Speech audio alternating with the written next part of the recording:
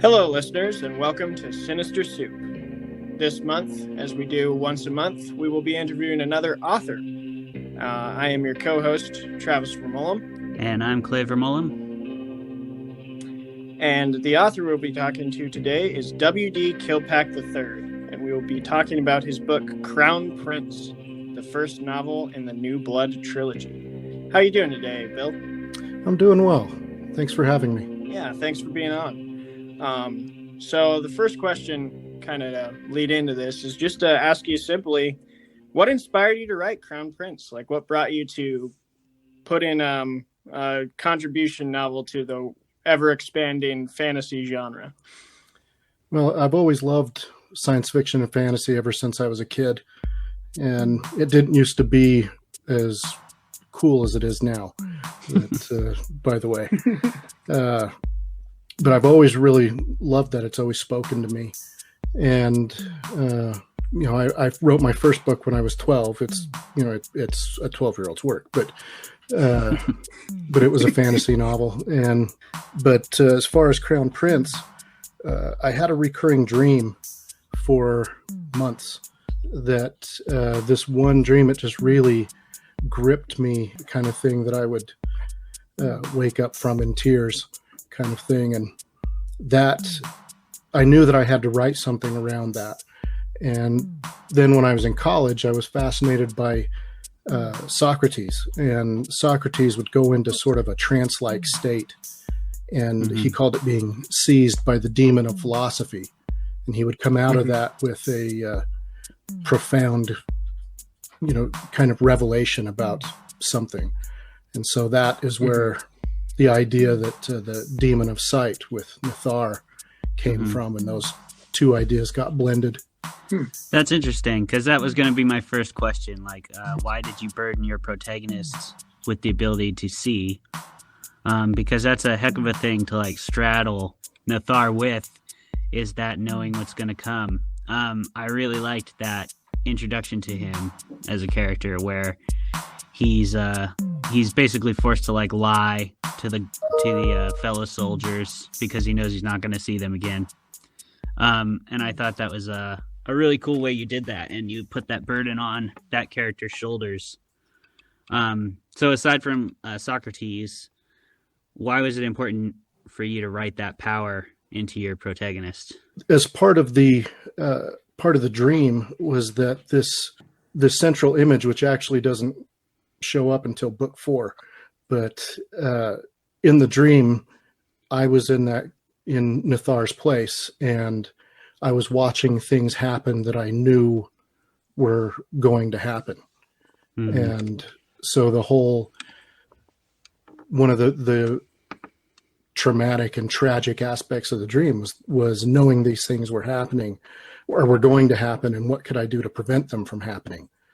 And that really was the core idea. How do you deal with that? How do you live your life? And there's some references in there about how Nithar, since his dad was the guardian of Merrick before him, basically his dad in the end ended up kind of drinking himself to death because of it. And so that whole idea of just crushing responsibility is fascinating to me. Yeah, it definitely is. It takes really big shoulders to hold all that up, and especially to do it in like a noble way, and maintain the good when you already know what threatens the good. It's hard to. It's one thing to stand for what's right based solely on your ideals, but when you also have to take your ideals and that's clashing with what is going to come to pass, that would be a really, like you said, that would be a crushing responsibility. Absolutely. I'm kind of curious as well, how do you build your author platform? I mean, and on top of that, was this always intended to be a series, the New Blood sort of trilogy or series, or did you have it first as a standalone novel from this idea, this dream you had, or did it kind of just play out naturally that it became a series? Well, it started out as writing a novel about it. And then when I was doing that, I was realizing that in order to get the kind of emotional impact that the dream had on me would take a lot of building. And, when you have a dream, it's just there. You can feel it, you know it. And, but in writing a book, then it would take a lot more work to build that foundation. And so it started out as one novel, and then I thought, well, it'll be a trilogy. And then as I continued writing, then it became 6 books. And then as I continued writing, it became 8. And oh, wow. So all 8 are written, but the first 2 are published. And I just finished doing another pass through book 3, which is Demon Seed. And matter of fact, just a few minutes ago, I was doing a little bit of another pass on book 4, which is R'lyeh. Okay. Okay. Fascinating. So you've been editing the entire series, kind of as a whole work? Yes. Wow. That sounds really daunting. Wow. Yeah.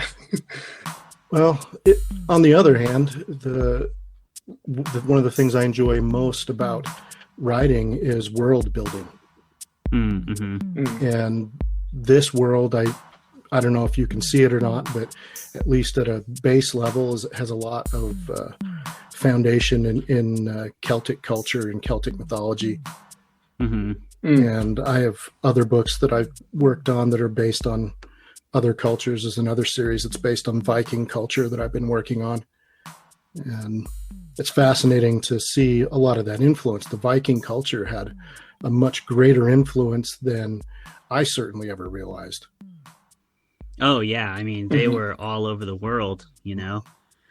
There's Viking influence in Italian architecture and Italian history, and all the way down through the Mediterranean. Yeah, they were everywhere.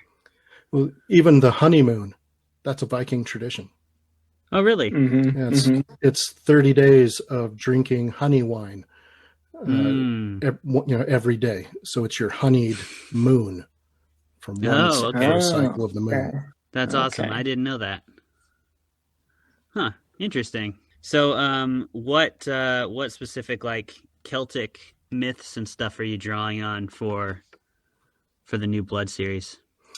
It's more in terms of some of the cultural aspects, but it was something that I've read about with Celtic culture is the idea of the expression "what's new," that when people would meet up with other clans, then they would say "what's news," and there a lot of the passing along of news and even folklore and that sort of thing through the oral tradition. That way that there's stuff that's not in book 1, but later there's a wedding rite that is based largely on Celtic culture with hand fasting, some things like that. As far as the mythology itself, I have a pretty good background in Greek mythology, and then after that I was getting into Norse and then into Celtic mythology, and more recently I've been learning more about Hungarian mythology that was inspired by Stephen Bruce to look into that. He's one of my favorite authors. In addition to Stephen Bruce, you've named an author that you've read. I'm curious what else you've kind of been reading this year. Every writer has a reader, they always say, but what other great books have you kind of delved into lately? I read a lot of stuff all the time. I've got a pretty good library, basically covers one wall of my office. But of course, a lot of the real classics are inspirational to me. You got to start with Homer. Every fantasy novel, in my opinion, is basically a repackaging of the Iliad and the Odyssey. And of course, Tolkien. I really enjoy Stephen R. Donaldson, Terry Brooks, David Eddings.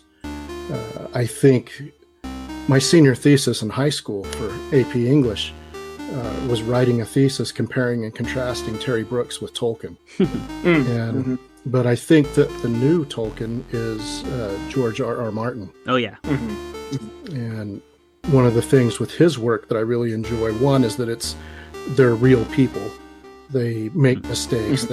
They're not mythological characters, and that's one of the things I like about realistic fiction, that they're real people. And so I really enjoy that. But also, he is one of the few authors who I think really understands medieval politics. And another author who does is Melanie Ron. I really enjoy her work. What does she write? Yeah. I haven't heard of Melanie Ron. She has a couple trilogies that are called the Dragon Prince trilogies. The first book is called Dragon Prince. And one of the things with hers is that she writes some bad guys that you really love to hate.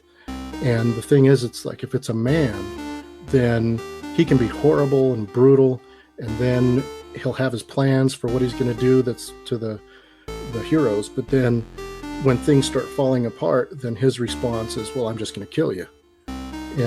But the female bad guys don't do that. When things start to fall apart for them, their response is, I can wait. As a matter of fact, I'm going to marry your son. Oh. All right. And that's about as evil as I can imagine, I think. Yeah, that's pretty metal. Absolutely. Yeah, very metal. That's great. Yeah, and George definitely does the same thing. I mean, all his characters are extremely well polished, like so much so that he releases just novel after novel of like background information. At this point, people are buying George Martin's outlines, you know? Mm-hmm. Like I was laughing at that the other day because someone was griping about like, I see so many Game of Thrones, like books about the Targaryens and books about this and that. Why is he writing all that and he's not finishing Winds of Winter? And I'm like, well, he wrote that, dude. He wrote that like 6 years ago. He's had that all back cataloged, you know. He's selling it because you will read it, right? But yeah, I mean, I think back to what you said about world building. That's one of the most fun things about sci-fi and fantasy. You get to create your own world and immerse your readers into it. It's a really special thing to do. Mm-hmm. I can't agree more. I think too that these sort of what you've kind of talked about with realistic characters inside that fantasy world, I think it's really been bringing to the front like how valuable the lessons from fantasy novels can be. Like, I think people are starting to pay more attention now that there are some more realistic characters to kind of delve into the classics more as well and see the lessons that are being taught through these fantastical worlds. And like you say, it wasn't popular as it was now. And I think I would go so far as to almost credit some of that more realism implemented in fantasy as people kind of finally looking at these books and being like, wow, I can learn so much from these, you know. I'd agree with that. That it gives it sort of an element that's not just purely escapism. How would you describe that element? It's stuff that escapism is in terms of just being able to disconnect from the world and immerse yourself in this other happy place. And whether, it's, if there's no conflict, then there's no drama, which of course, that's how exciting is that. Mm-hmm. But I do really enjoy, for example, Piers Anthony's Xanth novels. But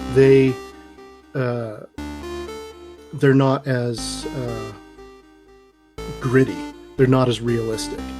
And they're great for escapism and just being able to read something and just enjoy it. But you're not going to have those same sorts of lessons. You're not going to have the same sorts, at least in the ones that I've read, the first 8 or so of those. It's not the same sort of level of conflict. And Piers Anthony is one of my favorites also. But it's just, you read those for a different, you're looking for something different when you're reading those. Mm-hmm. Yeah. I like that too, because I feel like I think every author struggles with this a little bit, but especially in the fantasy realm or the sci-fi realm where you're not writing like stories about real life, quote unquote. Mm-hmm. People always like I think people who don't really read fantasy imagine that people who are big fantasy, like advocates and enthusiasts, like you said, it's all about escapism, they think, you know? They're like, oh yeah, I get it, you read that so you can forget about the normal world. And I'm like, not really. The normal world is very much in every good fantasy novel, you know? It's just also in that other side of the coin where it's like real world problems are still prevalent whether the world is made up or not, you know? And real world lessons are there too as a result of that. I think you did a really good job of that in your book, actually. One of the things I enjoyed the most is, like, I love what you did with the captain character when you killed him off in chapter 2. Mm-hmm. Where, because you like told us he was going to die, and then you spent like a whole chapter with him, like developing him and getting us to like him and showing us like his rapport with his men and all these reasons that we didn't want him to die, and then you delivered on your promise, you know? And it sort of made me feel the way that, like, I think Nathar must feel, you know? Like, knowing that it's coming, but you can't help but hope that it doesn't, because he's, like, a good character. And that's, like, the realistic aspect of what I've seen in your writing so far. Well, it's very visceral, very gritty. And that's exactly the kind of stuff that I hope for with my readers, that they have an emotional response. I want them to have that visceral response. There are, when I'm writing, I call my wife's bedtime stories. I read to her before we go to sleep. And sometimes she'll tell me that, I don't think so-and-so would actually do that. And that sort of thing, because she gets to know him really well also. But one of the evil characters in the series, I just say the name and she gets angry. And, oh, you're doing something right. Yeah. And yeah, you do. And right. it fires me up that, and then, then she will say something about why are you laughing at me, or something like that. And it's like, no, I just love that you hate that character. And because, you're supposed to, that means I did something right. And, and that's another thing with realistic fantasy is that people, they die, the life expectancy in medieval times was, in your 40s. Right. Oh, if you were old. Yeah. Yeah. And if you weren't a soldier. Yep. Yeah. Absolutely. And yeah, that's so often not in fantasy novels, even good ones, like even like Patrick Rothfuss or Joe Abercrombie. Like there's lots of characters that are like old and grizzled and have seen it. And, but then you have like George Martin where it's like, yeah, Eddard Stark's dead now. What do you think about that? Right. Because that's how it goes when you're in the Capitol for treason. You get beheaded, And yeah, I thought that you did a good job of that so far too. That birth scene at the beginning, man, you had me like cringing. That was disgusting. Why did you do that? Well, again, you're having an emotional response that I really enjoyed. That's why I'm laughing. Yeah. That mission accomplished. Yeah, it was. Well, I was there for the birth of 5 kids, and it's an amazing thing that's life-changing and all that, but at the same time, it's horrifying in pretty much every way that yeah. And that it is, it's just as amazing as childbirth is, it's also one of the most terrifying things that I've experienced. And I'm not even the person that's that's there. I'm just there feeling powerless and useless.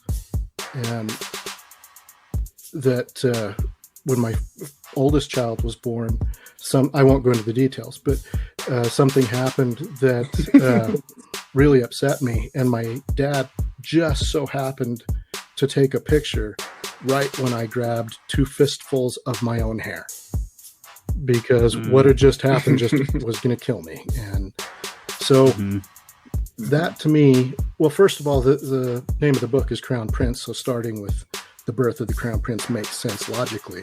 But in terms of getting in and getting real and getting visceral and getting to experience it in a way that a lot of people haven't. 4 of my kids were delivered natural childbirth, and then 1 was an emergency C-section. So there's a real spectrum of experience that I was drawing off of there. Yeah, I can tell. I mean, that's very evident. And like you said, in medieval times, it was not like today. Like, childbirth was so often lethal, right? Just terrifying.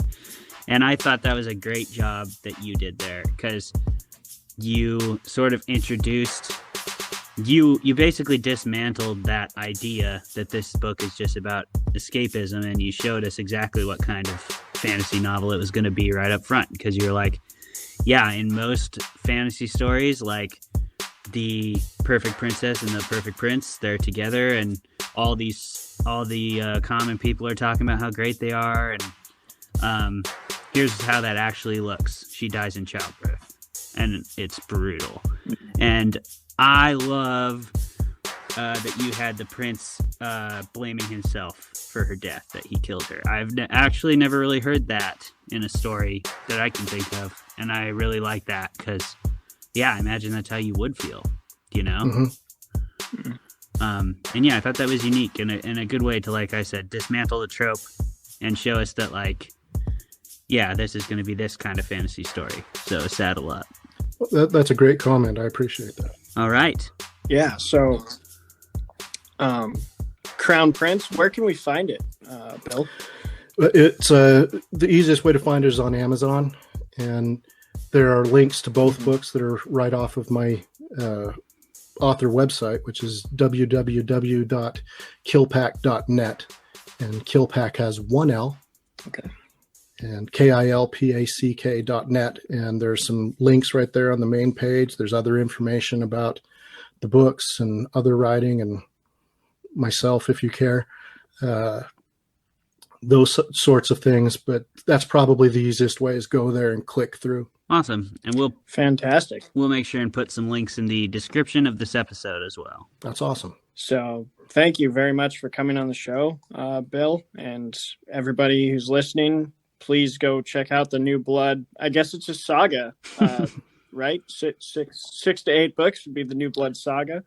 Crown Prince, the first novel, available on Amazon, or you can find links on WD Kilpack's website. We really appreciate you coming on. This has been awesome. I've really enjoyed. This is my second one of these, and the experiences have been very different, and I really enjoyed it. We enjoyed having you, Bill. Thank you so much. And we are now going to get into an excerpt from Crown Prince, so stay tuned for that.